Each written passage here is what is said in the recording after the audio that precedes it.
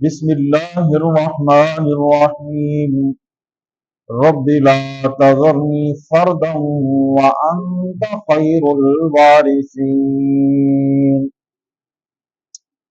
ارشاد باری تعالی ہے، حضرت زکریا علیہ السلام اللہ سے دعا کر رہے ہیں اس آیت مبارکہ کے اندر کہ اے رب مجھے اکیلا نہ چھوڑنا، تو سب سے بہترین وارثوں سے بہتر وارث ہے۔ یہ آیت ہمیں سب سے پہلے اس چیز کی طرف توجہ دلا رہی ہے، حضرت زکریا علیہ السلام لمبی عمر کو پہنچ گئے اور ان کی بیوی بانجھ ہو گئی، تو وہ رب سے دعا کرنے لگے کہ رب مجھے اکیلا نہ چھوڑنا اور مجھے وارث چاہیے، دنیاوی نہیں بلکہ دینی معاملات کو سنبھالنے اور اللہ کے دین کو آگے پھیلانے کے لیے مجھے وارث چاہیے، اور دنیاوی معاملات بھی ساتھ چلتے رہیں گے۔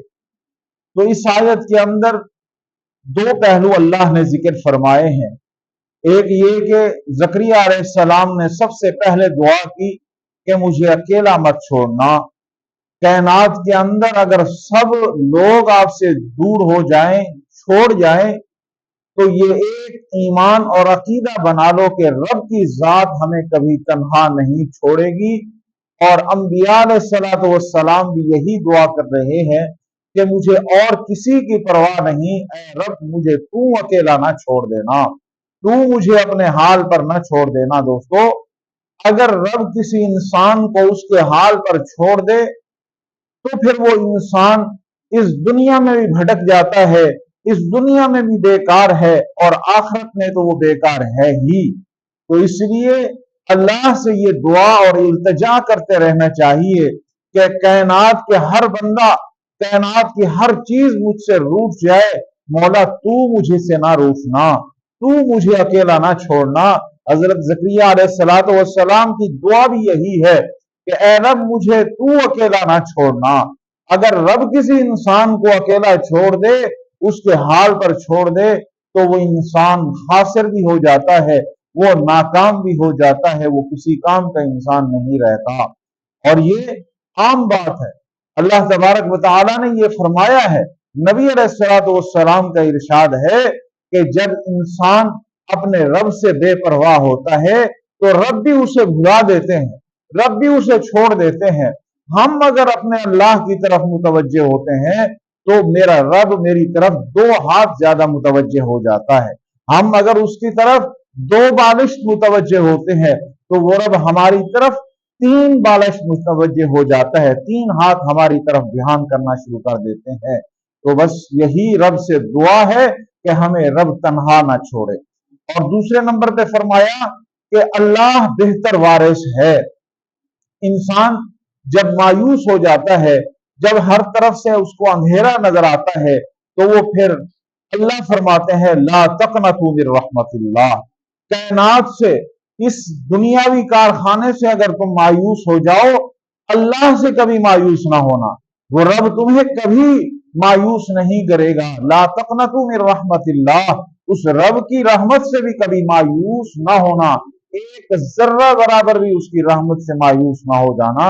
آپ اس کے سامنے ہاتھ پھیلاؤ، اس کے سامنے التجا کرو، وہ رب تمہاری بڑی عمر میں بھی تمہاری سوچ نہیں ہوتی کہ یہ کام اب مجھ سے ہوگا، اللہ وہ کام کر دیتے ہیں۔ اب دیکھیں نا، زکریا علیہ السلام اللہ سے التجا کر رہے ہیں اور دعا کر رہے ہیں کہ مجھے اصل وارث تو ہے، بہتر وارث ہے۔ اگر کائنات میں سارے مجھ سے روٹھ جائیں، رب نہ روٹھے، تو وہ رب ہمارے نام کو بھی، ہمارے کام کو بھی، ہماری جو محنت ہوتی ہے اس کو بھی وہ رب ضائع نہیں کیا کرتے۔ دیکھیں سبحان اللہ، زکریا علیہ السلام نے بھی یہی دعا کر کے ہمیں 2 باتیں سمجھائی ہیں کہ رب سے التجا کرتے رہیں کہ وہ رب تمہیں تنہا نہ چھوڑے۔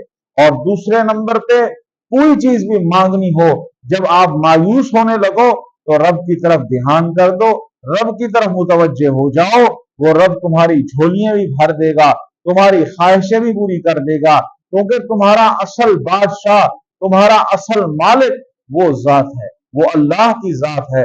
जब हम उस रब की तरफ मुतवज्जे होंगे तो वो रब हमारी सारी परेशानियों, सारी तकलीफें, सारी मुसीबतें खुद ब खुद खत्म कर देगा। अब ज़करिया अलैहिस्सलाम अल्लाह की तरफ मुतवज्जे होते हैं कि मैं बड़ी उम्र का हो गया हूँ, उम्र ज़ाइफी की तरफ चली गई, बीवी मेरी बांझ हो गई, मेरी औलाद नहीं है, मैं चाहता हूँ कि असल वारिस तू है, असल मालिक व बादशाह तू है, मैं तुझसे इल्तिजा करता हूँ कि तेरी शरीयत, तेरी दीन, तेरा ये काम ये चलता रहे, मुझे बेहतर वारिस अता कर दे। अगर तू नहीं करेगा तो हम तेरी रजा पर राजी रहेंगे। ये ज़करिया अलैहिस्सलाम का असल दर्स कि अगर वो रब दे दे तो उसका शुक्रिया, अगर ना दे तो हम मायूस ना होंगे, हम ना उम्मीद ना होंगे। हमारा वारिस अल्लाह है, हमारा असल वारिस अल्लाह है।